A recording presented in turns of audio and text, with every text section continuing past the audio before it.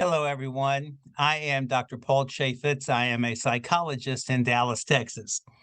I want to start by thanking the MSA Coalition and UT Southwestern for inviting me to participate today. It's an honor. I've been a psychologist for a long time, and I've treated patients with all sorts of diseases. And I have to tell you, I have yet to find a good disease. But if you wanted a candidate for a lousy disease, I think that MSA would certainly qualify, unfortunately. I have not worked with a lot of patients with MSA, but still, I am nevertheless hopeful that my comments will be relevant because they're based on my 40 years of experience working with patients with many lousy diseases, as well as the loved ones of these patients. So let's see if I can get this thing to progress. There we go. Let me explain what my role is in these cases. I have no skills or tools for curing or fixing any of these diseases. My job is to help people live with the diseases as successfully as possible. So to explain, let me give you a little bit of psychological terminology. We psychologists distinguish between primary control versus secondary control. Primary control refers to our efforts to actually fix a problem and make it go away. You get a flat tire, you get out and you change the tire. That's primary control. Obviously, this is always our first choice, and appropriately, we put a lot of effort into it, a lot of money and time and inconvenience. So when your doctors and most of the other speakers on today's program focus on the medicine and the therapies that help reduce some symptoms of MSAs, that is primary control. And thank God for them, right? For the parts of the problem, though, that cannot be fixed, we turn to secondary control, which is basically learning to adjust psychologically to the reality of the lingering hassles of the problem. And by adjust psychologically, what I mean is to find and use perhaps some new behavioral, emotional, or intellectual approaches that you probably never needed before. So that's what I'm going to spend the rest of my time today talking about, secondary control. In other words, I want to give you some tools for adjusting to your situation. And I want to apologize in advance if I inadvertently give the impression that doing this, using these tools should be easy, or if it were me, that I could do it perfectly, because neither is true. I know full well it's not me facing this challenge, it's you. And what's easy to say is not necessarily easy to do. So there are two kinds of secondary control. One is a sense of mastery over your journey, and the other is a sense of meaning as you travel that road. Okay, mastery and meaning. Mastery and meaning, both are important. So I want to talk a little bit about how to achieve some of these. We'll start with mastery.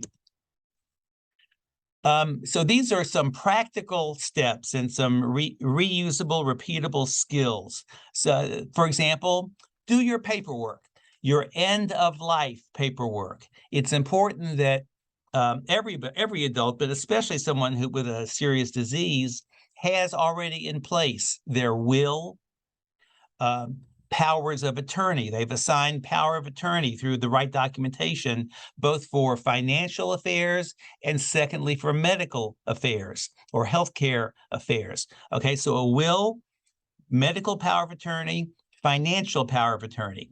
And then we have what we call a directive to physicians, also called a living will. This is a non-binding document in which you communicate to your doctors and your family how aggressively you want them to keep you alive if you are very close to death's door.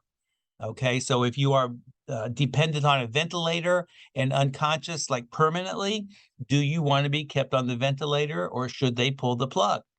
That's a directive to physicians, also called a living will. Many people also write what we call an ethical will in which you express the values by which you have tried to live your life and that you want your descendants, your survivors, to live. And finally, on a piece of paper or somewhere, share all of your passwords. So if they have to get into your financial accounts, your email, and so forth, they can get in and do what needs to be done. Another mastery effect or skill is to get smart about emotions. You've heard about emotional intelligence. That's what I'm talking about.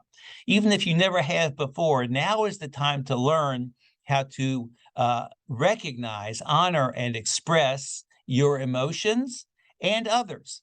Emotions have a real impact on our health, and emotions are the glue really that holds us together as a personality and holds our relationships together with other people.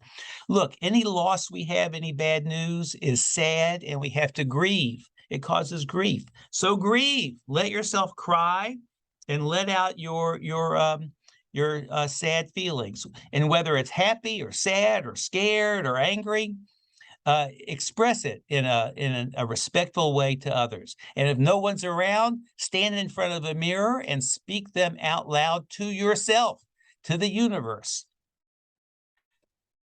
Teamwork. Look, facing a disease is a team sport. It's a family effort. You're going to thrive or struggle, cruise or crash as a team. So you have to support each other, kind of like teamwork, right? We call it teamwork. All of your doctors are on your team. You have to support each other. What does support look like? It means cooperating with each other, following doctors' orders, being honest with each other, being kind to each other, on the assumption that every person on your team is doing the best they know how to do. It also means having realistic expectations of each other. Don't expect your team members to be Superman. Another mastery component and skill is empathy.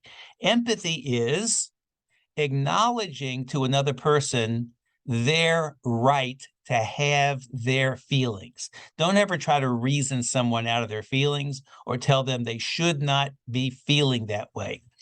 We all crave that to have our emotions validated and to our right to have our feelings respected, so we should do that to others. Caregiver self-care is very important. Caregiving is hard. That's why they call it caregiver burden. You're familiar with the phrase or the sound that goes like this. I spell AAH, and I contend that AAH stands for ask for and accept help. So no caregiver should try to be a do-it-all person who doesn't need help. We all need help. So caregivers need more rest, nutrition, exercise, respite, and opportunities to talk about their struggle. Also, they need less alcohol and other mind-altering substances. They don't help in the long run. So those were 5 examples of developing mastery. Let's turn now to meaning. Get my timer going here. Not bad. Meaning. And we're going to talk about how to create meaning through both actions and insights.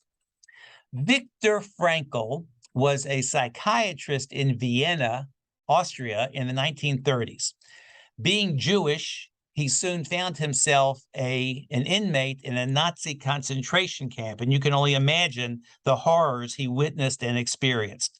He survived, and he wrote about his experience and the insights he gained in his book titled Man's Search for Meaning, which has become a classic right away.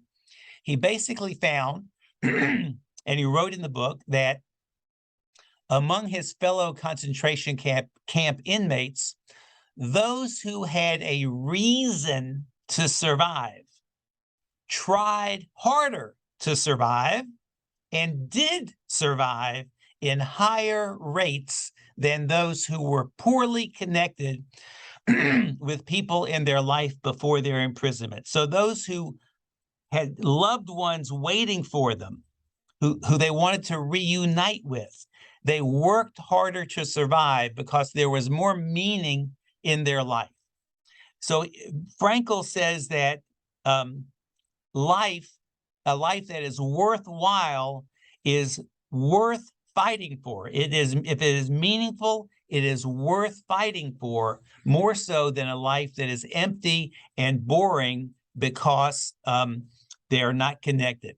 So how do we create meaning? Most people create meaning in their lives through actions that help them grow as a person. So how do we grow? Meaning is created through activities, growth-related activities like, learning, expanding our knowledge base, helping others, being of use to society, creating, whether it be writing, drawing, creating music, producing, be it earning money, raising a garden, producing, experiencing. Some people find meaning from travel and jumping out of an airplane and bungee cord jumping and seeing new places. Connecting with others is a way to create meaning. And of course, connecting with the eternal, with God, is an important way that many people create meaning in their life. Now, obviously, when we are healthy, mobile, pain-free, then all of those avenues that I just mentioned for creating meaning are open to us. If you're not so healthy, mobile, and pain-free, they might not all be available to you, but surely some of them remain open. So I encourage you to think about which of those avenues might be available to you still, even though you're sick. So I'll just name them again quickly: learning, helping others, creating, producing, experiencing, connecting with others, and connecting with God.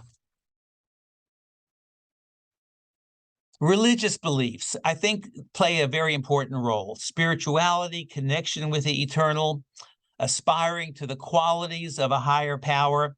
You know, I have found that among people facing chronic progressive diseases, those who believe that God has a plan for them generally maintain better mood, more positive mood than those who are not religious.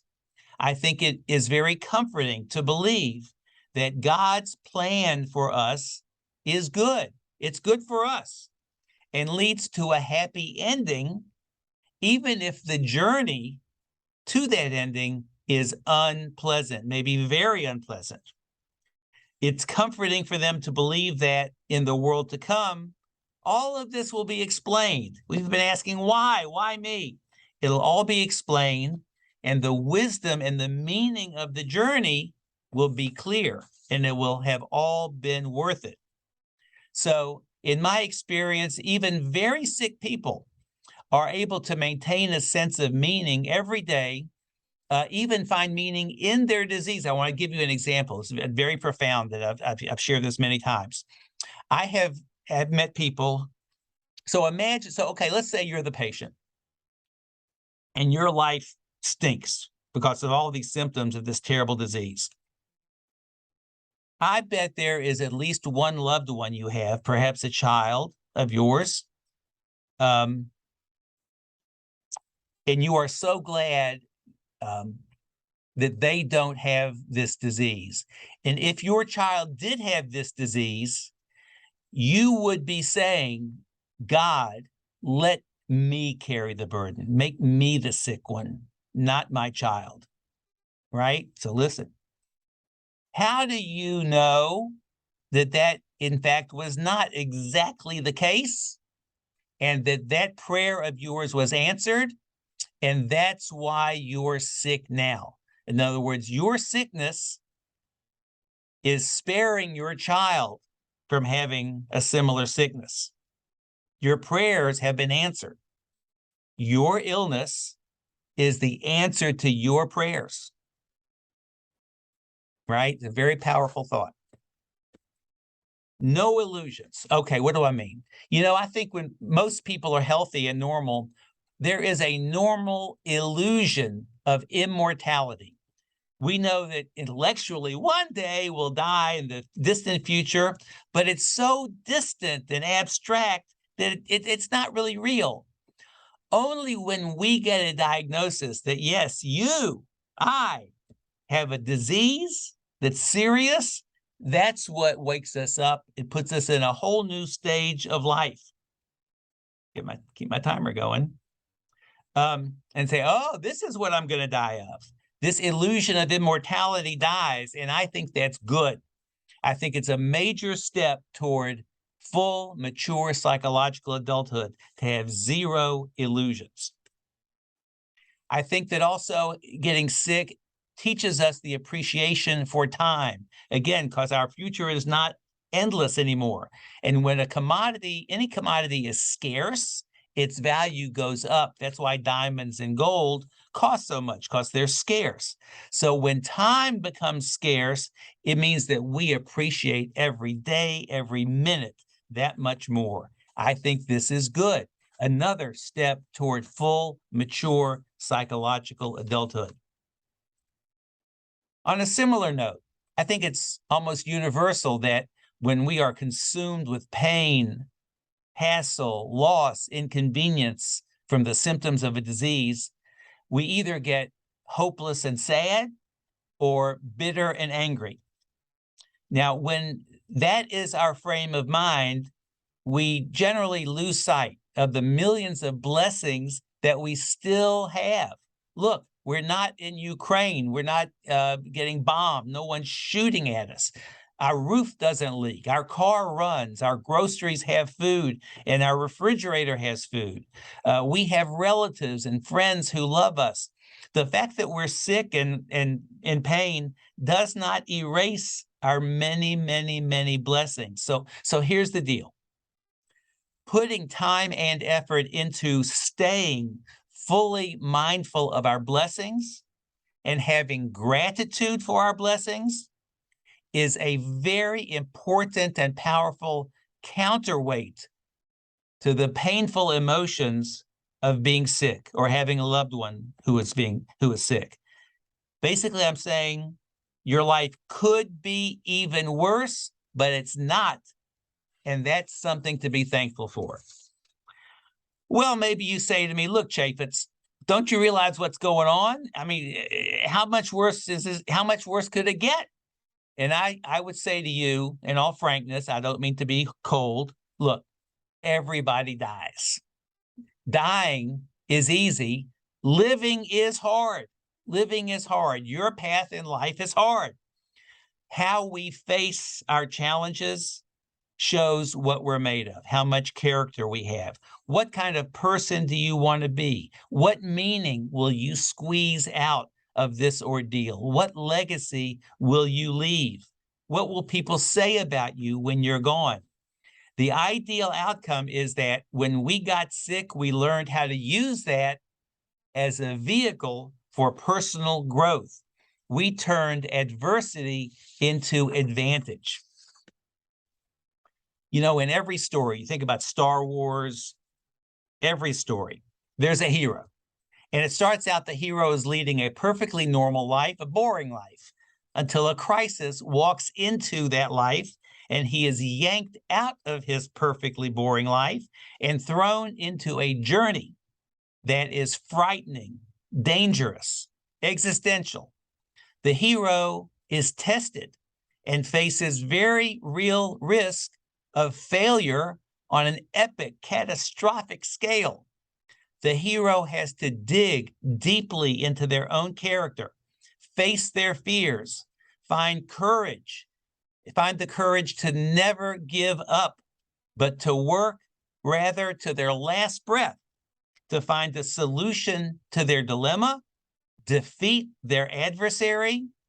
And if they do this, they achieve the sort of heroic transformation that turns them into a case of post-traumatic growth.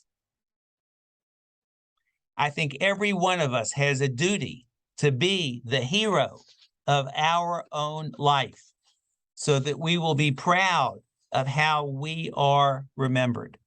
And this is my hope and my prayer for you, that you will find the courage to be heroic, to face your fears, to find the courage to never give up, to be the very best you every day. So to summarize, primary versus secondary control, fixing everything you can, and adjusting and developing skills for successfully enduring those parts that cannot be fixed. And mastery and meaning, gaining skills and finding a worldview and outlook on where you fit in the universe that brings to you a sense of value, growth, pride, and meaning. I appreciate your attention today, and I look forward to answering questions if you have them. Thank you so much.